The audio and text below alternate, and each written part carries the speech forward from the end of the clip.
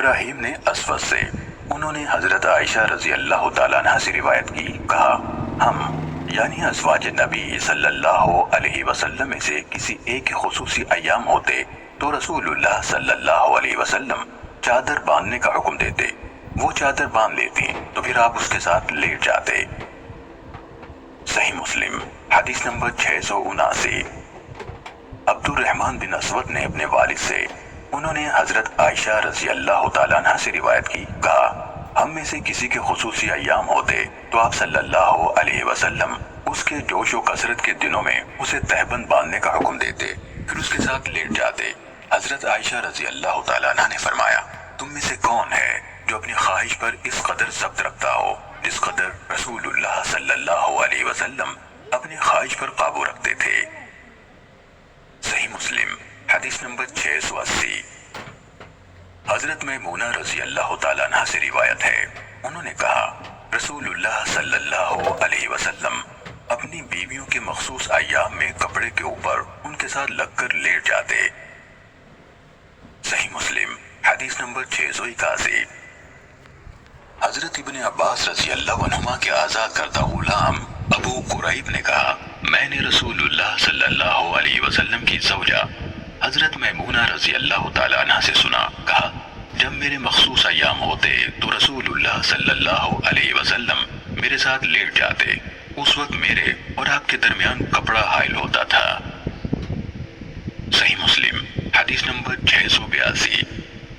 ابو سلمہ بن عبد الرحمن نے بیان کیا کہ حضرت ام سلمہ رضی اللہ تعالیٰ عنہ نے انہیں بتایا، کہا میں رسول اللہ صلی اللہ علیہ وسلم کے ساتھ روئی دار چادر میں لیٹی ہوئی تھی، اس اثنا میں میرے ایام کا آغاز ہو گیا اور میں کھسک گئی اور ان ایام کے کپڑے لے لیے تو رسول اللہ صلی اللہ علیہ وسلم نے دریافت فرمایا کیا تمہارے ایام شروع ہو گئے؟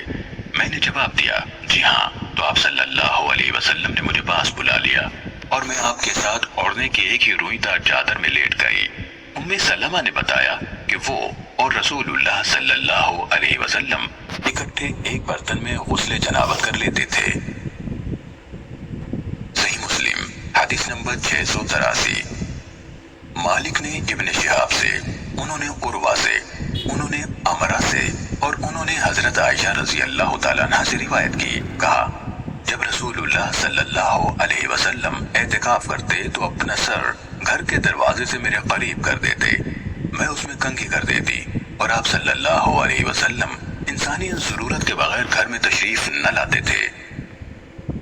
صحیح مسلم حدیث نمبر 684۔